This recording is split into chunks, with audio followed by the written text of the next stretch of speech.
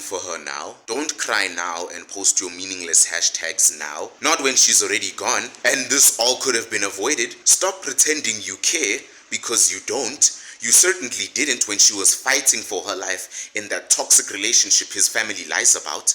You never did, because if you cared, she wouldn't be dead. If you cared, Sbusiso Lawrence wouldn't have happened. But you let it happen. You wanted it to happen. Every one of you. I'm talking to her family, I'm talking to her friends, I'm talking to all the possible witnesses and his society at large. You ignored the signs, you ignored the feeling in your gut that something was wrong, and because of that, you all played a part in her unfortunate tragedy. This wasn't a tragedy even. It wasn't a surprise. It was a ticking time bomb towards the inevitable. And that's why I feel so sorry for her, because the truth is, this aftermath was going to happen anyway, because no one in her personal circle wanted to be involved in this toxic relationship or do anything about this. No one wanted to cry for help. You deserve every second of this aftermath, unfortunately. This is what happens when you ignore the silent cry for help.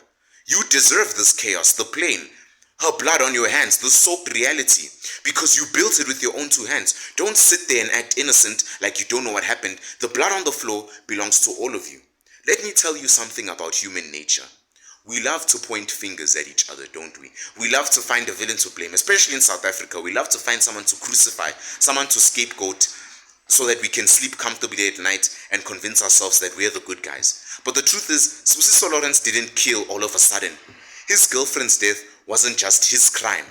It was theirs as well, the family's, because the society created the monster.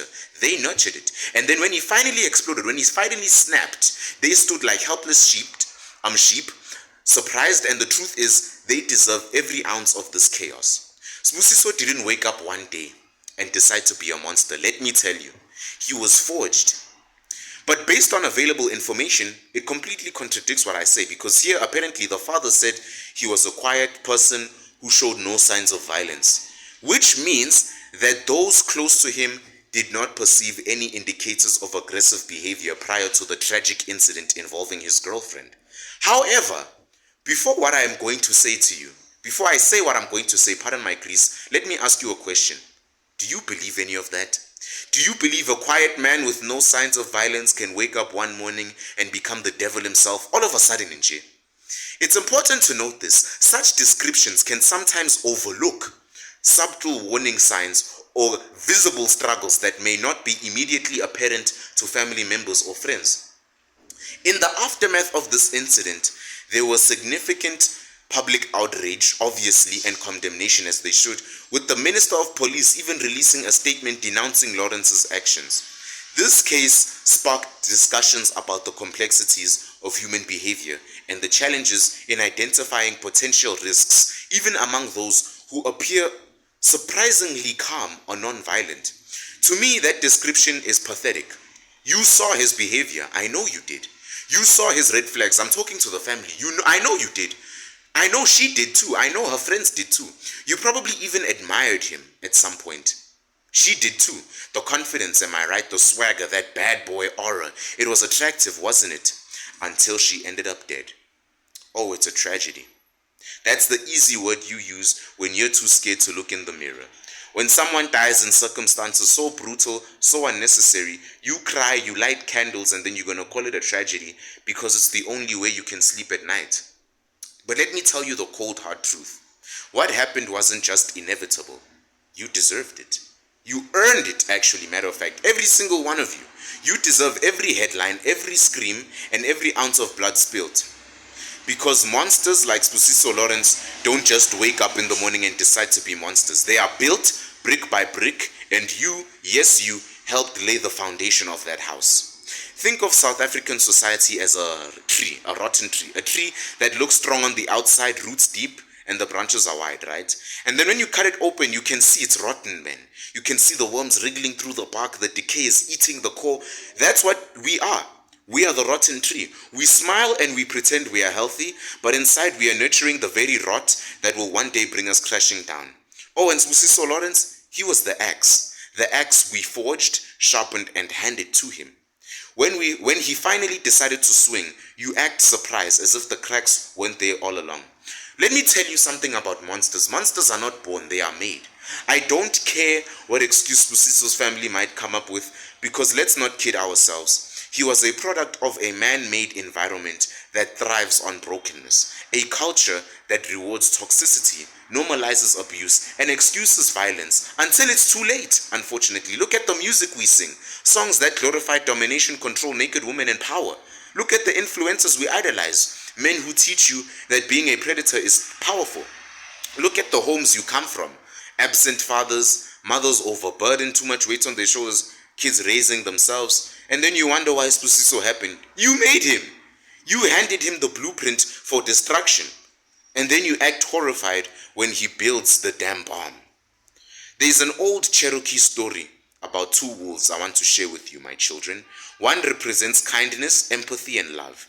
The other represents hatred, anger, and violence, right? These two wolves. Every day, you feed one of these wolves, the one of hatred and the one of love. And then the one you feed grows, and guess what? You decide you've been feeding the wrong wolf for decades because you fed Sbusiso's rage, his entitlement, and his sense of control. You told him that power comes from fear, that love is submission, and that dominance is masculinity. You starved the good wolf until it curled up and died, and now you're surprised that the bad wolf you kept feeding devoured someone. Give me a break.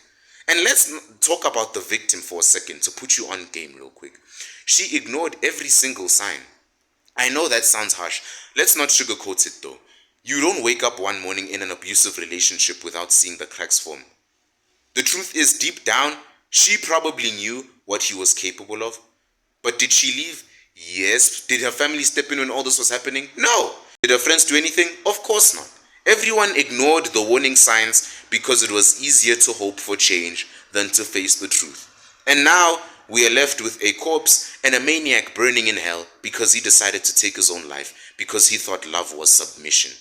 There is no absolute way Sbusiso Lawrence was an angel. Then all of a sudden, he's this unrecognizable devil. There's always signs. There's always witnesses. There's always those cracks. And there should be people to look out for you, not turn away when things go bad for you. And you want to know why? Because this is what happens when your friends pretend they don't notice anything about you.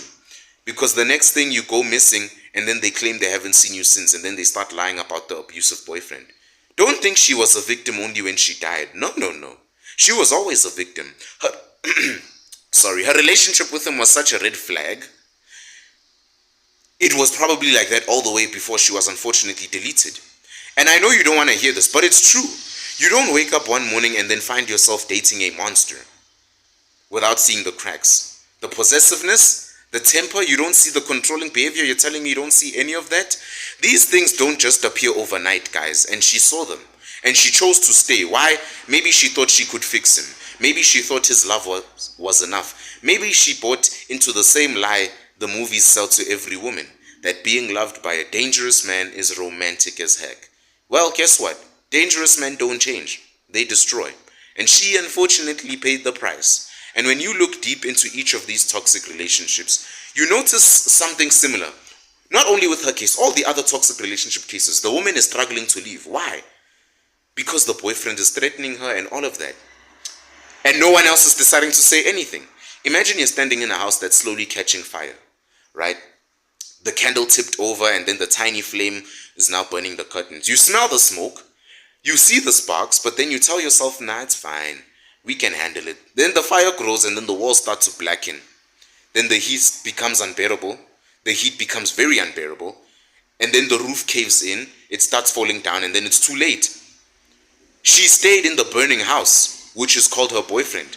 And her decision was so tragic, it was also so predictable. I want to talk about the rest of you, her family, her friends, the so-called witnesses. Where were you in this entire thing? You saw the signs, didn't you? You heard the arguments, I know. You saw the bruises she tried to hide with her makeup. And then you noticed how she flinched when his name was mentioned. But you decided to stay what? You told yourself, nah, that's none of our business. I don't want to get involved. And now you're sitting here crying at what's going to be the funeral, pretending you're innocent. You're not. You're just as guilty. Silence is complicity, in case you didn't know. Every time you looked the other way, you gave Sbusiso more power, in case you didn't know. You handed him yet another weapon. Don't just sit here and act shocked. You helped kill her. The witnesses and the bystanders, the so-called friends, they are just as guilty. Everyone saw what was happening, but no one wants to admit it.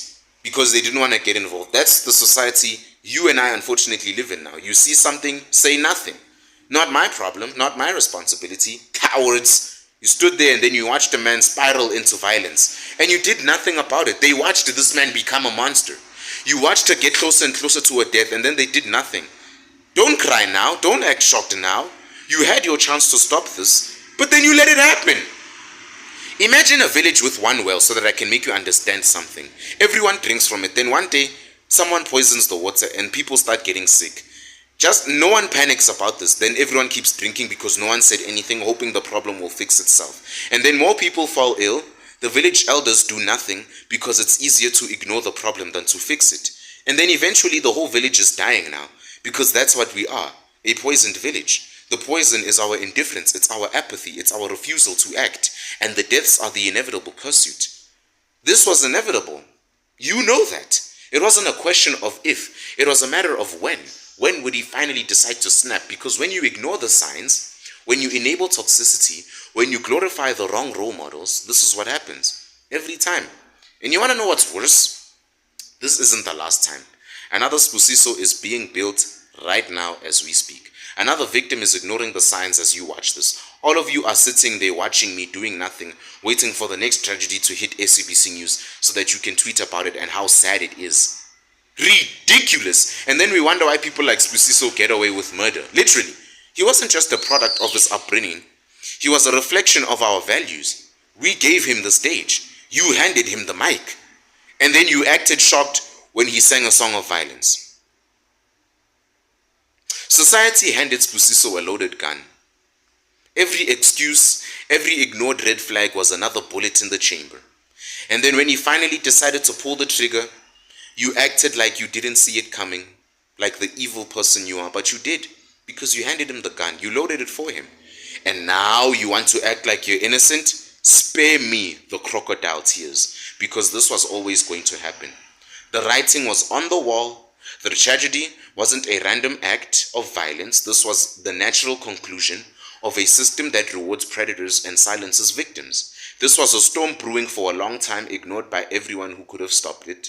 So I don't want you calling it a tragedy anymore. Call it what it is, a failure to save someone you could have saved easily. And you know what?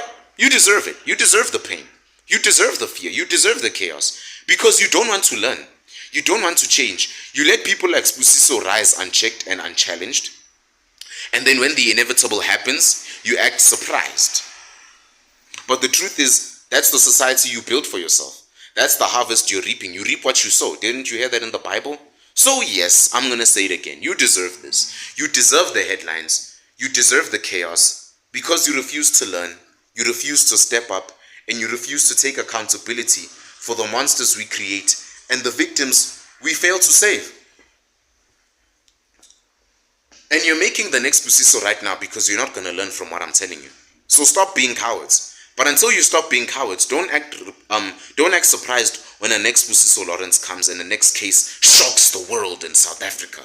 Because your society is like a mirror. It reflects who you are and what you tolerate. And right now, that mirror is shattered. Every crack, every shard is a symbol of your failures.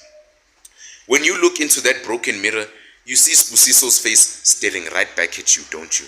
You see the victim's face too. And if you're brave enough, you'll see your own face. Because you're all part of this mess. And until you fix that mirror called society, the cracks will only get deeper. So what are you going to do? What would you do if your sister or your mother was in what you feared was a toxic relationship, even though she might not want to admit it, and even though not everyone sees it, but you could just feel it? Are you going to wait and cry when she becomes the next headline? Are you going to keep ignoring the signs? Would you keep feeding the wrong wolf, like the story I told you earlier? Or would you wake up and do something about it? Would you fight for your siblings? The choice is yours. But until you make that choice, don't act surprised when the next Sbusiso Lawrence comes around. Don't act shocked when the cycle repeats itself. That's what gets me, because it will. It will happen, and you deserve it every single time. Because you are watching this, and I know this isn't the first time. You and I know this isn't the first time a woman is murdered and the boyfriend takes his own life after murdering her. Hey, you're in South Africa. Those cases are pretty normal here. And you might hate me for saying this, but you can't disagree with everything I said. You might even if you disagree with what I said, you gotta admit what I said makes sense. And we have to do something about this. So the choice is yours. Goodbye.